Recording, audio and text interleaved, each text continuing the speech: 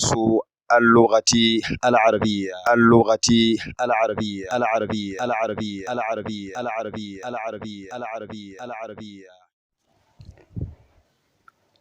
بسم الله الرحمن الرحيم.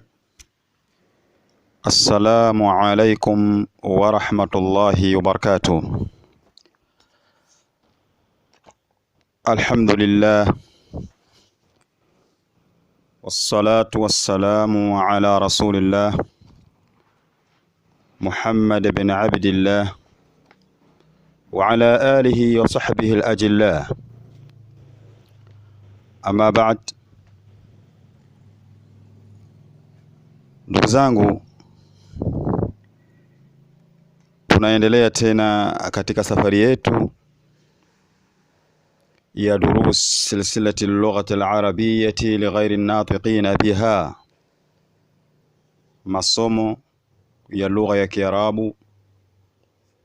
Huu ni mfululizo na mlolongo wa masomo ya lugha ya Kiarabu kwa wasio uweza kuongea Kiarabu, kwa maana linatiqina bighairiha, ambao wanaongea lugha nyingine. Kwa uwezo wa Allah wa haulihi wa quwwatihi wa tawlihi,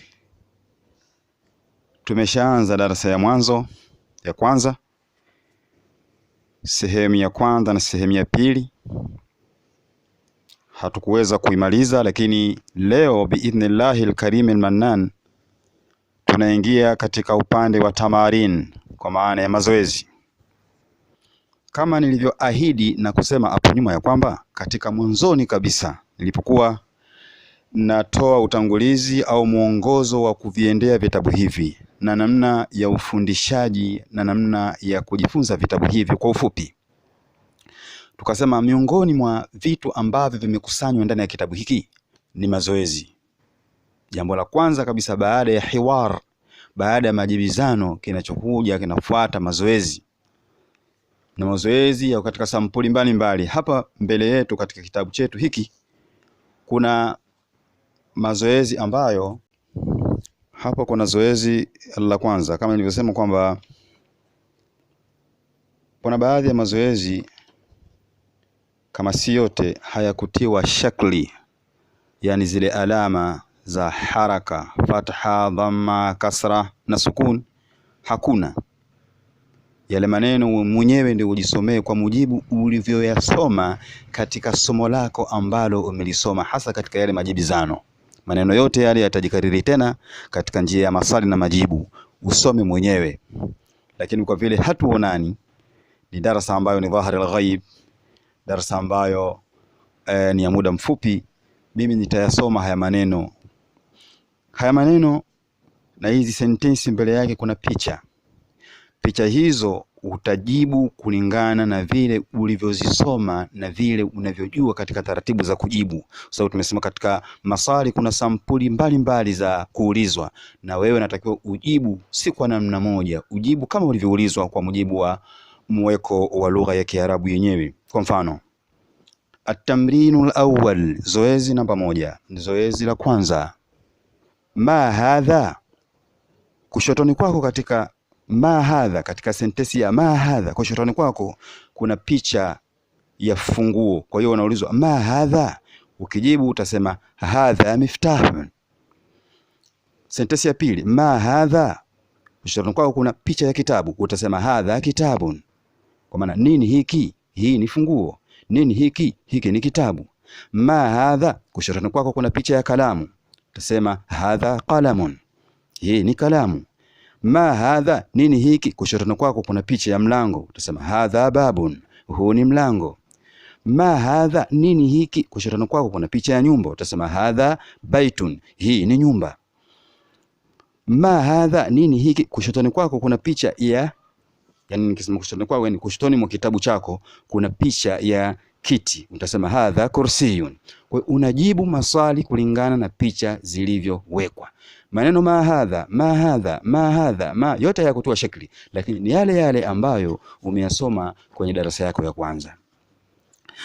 At-tamrinu thani, Zoezi la pili, namna ya kuuliza nyingine. Kule ulizwa kwa mahadha na hapa utauliza kwa ahadha, kwa hamza. Sitaki kurefusha kwa sababu tumeshayazungumza yote darasa iliyotangulia. Ahadha baitun, kushotani kwako kuna picha ya msikiti. Ahadha baitun, jawabu lako unatakiwa kama picha sio na ulivyoulizwa utaanza na la. Ahadha baitun, tasema la, hapana. Hadha masjidun. Ahadha baitun, la. Hadha masjidun. Unasema la, unakanusha kwa sababu picha yako si picha ya nyumba. Na wewe umeulizwa nyumba. Ahadha baitun, picha yako si nyumba, picha yako ni msikiti. Kwa sema ahadha baitun, la. Hadha masjidun. Ahadha miftahun, hali ya kuwa kuna kalamu kushoto, picha ya kalamu. Ahadha miftahun, je hii ni funguo? Utasema la. Hadha qalamun, hii ni kalamu. Ahadha qamisun, kushoto kwako kuna shati kweli, ulizwa shati au kanzu kweli, utasema hadha qamisun. Ahadha najmun, je hii ni nyota? Kushoto kwako kweli picha nyota ipo, utasema hadha najmun. Ahadha baitun, la. Hadha masjidun. Ahadha miftah, la. Hadha qalamun. Ahadha qamisun, la. Ahadha qamisun, naam. Hadha qamisun, utajibu kwa naam. Ahadha najmun, naam. Hadha najmun. Usiweke la kwa sababu la hadha najmun, la hadha qamisun, hapana. Ahadha, narudia tena zoezi la pili. Ahadha baitun, je hii ni nyumba? Kushotani kwako hakuna picha ya nyumba, kuna picha ya msikiti, utasema la, hapana. Hadha masjidun, huu ni msikiti. Ahadha miftahun, je hii ni funguo? Kushotani kwako kuna picha ya kalamu, kwa hiyo utasema la, hapana. Hadha qalamun, hii ni kalamu. Na hali ya kuwa swali linasema ahadha miftahun, je hii ni funguo? Na hali ya kuwa ni kalamu utasema hadha qalamun, la. Hadha qalamun. Ahadha qamisun, naam, kwa sababu ulichoulizwa ndicho hicho hicho kweli kipo. Ahadha qamisun, naam. Hadha qamisun, hii ni shati au hii ni kanzu. Ahadha najmun, naam. Hadha najmun. Hii ni sampuli ambayo inaulizwa kwa hamza, lakini majibu yake yanakuwa kwa mikato miwili, ima ianzwe na naam au ianzwe na la. Kama unakubali utasema naam. Naam inaitwa harfu tasdiqin wa jawabi, ni herufi ya kusadikisha na kujibu. Naam ni harfu tasdiqin wa jawabi. Naam, ndiyo, nimekubali. Unajibu kwamba hiki ni sawa, hiki ni hivi. Lakini pia unaweza ukajibu kwa la, kwa ukanusha. Ila inakuwa ni nafiyatun, jengo lake limekaa kwa sukuni mwisho. La, la, la wanaita harfun mabniyun ala sukun, au inaitwa hivyo hivyo la nafiyatun mabniyun ala sukun. La ni yenye kukanusha, imejengwa kwa sukun. Mabniyun ala sukun au mabniyatun ala sukun, jengo lake limeishiwa na sukuni mwisho. La. At-tamrinu thalithu, zoezi namba 3. Iqra waktub. Hii ni sampuli nyingine ya zoezi. Sampuli nyingine ya zoezi tumesema katika darasa yetu iliyotangulia ni kwamba, au katika mwongozo wa kitabu chetu hiki tulisema kwamba katika sampuli zake ni kwamba kuna mazoezi ya kuandika, kuna mazoezi ya kusoma, mazoezi ya kujibu maswali. Kwa hiyo hii ni zoezi la kusoma. Natakiwa wewe mwenyewe usome yaliyopo hapo. Na yote tayari umeshayasoma. Iqra waktub, soma na andika. Hili ni zoezi la kusoma, lakini pia ni zoezi unachukua zoezi la kuandika. Kwa hiyo kama unayo kalamu, lakini pia kama unalo daftari, unaweza ukajizoesha kuandika maneno ukayarudia mara 2, mara 3, mara 4 mpaka uone herufi zimekaa sawa sawa. Na unaposoma soma mpaka mwisho umalizie, kama ni sukun, kama ni dhamma, kama ni fatha, kama ni kasra, kama ni dhammatain, kama ni fathatain, kama ni kasratain, yani mwisho kama kuna tanwini isome kabisa ili baadaye usisumbuke. Kwa mfano hadha maktabun, ndio maana kule nikakaririsha kuyasoma maneno ili ujue namna ya kusoma.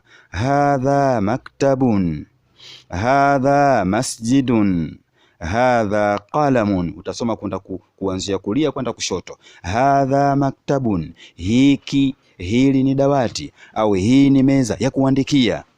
Hadha masjidun, huu ni msikiti. Hadha qalamun, hii ni kalamu. Hadha sarirun, hiki ni kitanda. Ma hadha, ambao ushalisoma kule. Ma hadha, unatakiwa uliandike hilo pamoja na kulisoma vizuri. Ma hadha, hadha kursiyun, nini hiki? Hiki ni kiti. Hadha kursiyun, unakaza kwa shadda kule mwisho wa neno wa kursi. Hadha kursiyun, hiki ni kiti. Ahadha baitun, je, hii ni nyumba? La, hadha masjidun. Kila herufi ipe haki yake. Ahadha baitun, je, hii ni nyumba? La, la. Afu unapumzika pale. Ukiangalia kwenye kitabu chako kuna alama kama kijiwao kidogo kinaangalia chini, alafu kimegeukia upande wa kulia. Hiyo inaitwa kwa lugha ya Kiarabu fasil, koma. Inaitwa koma katika lugha ya Kiswahili au katika lugha ya Kiingereza. La, alafu unapumzika kidogo, kituo kidogo ambacho kinaitwa fasilun. Fasilun. Hadha masjidun, huu ni msikiti. Hapana, huu ni msikiti. Ma hadha, alafu kuna alamatu listifham. Hiyo alama ya kuuliza inaitwa alamatu listifham, alama ya kuulizia. Na hiyo ma ni ma inaitwa ismu istifhami, jina la kutaka kufahamu, jina la kuuliza. Ma ismu istifham. Tutakuja kuona mbele katika darasa, katika sehemu inayokuja hapo mbele, alfarqu baina ma wa man, tofauti iliyopo kati ya ma na man. Ma ya istifham na man ya istifham. Wakati gani utaitumia ma na wakati gani utaitumia man? Kwa hiyo unauliza ma hadha, nini hiki? Hadha miftahun, hii ni funguo. Nadhani ndugu yangu almushtarik subscriber umenipata vizuri, na Allah jalla wa ala namuomba anizidishie ilmu, kadhalika na akuzidishie wewe ilmu. Lakini pia tunamuomba Allah tabaraka wa taala avikuze vizazi vyetu juu ya ilmu iliyokuwa sahihi, ambayo itawafikisha watu mahala pazuri, mahala husika kwenye jannatun naim. Barakallahu fikum wa ahsanallahu ilaykum wa jazakumullahu khairal jazaa.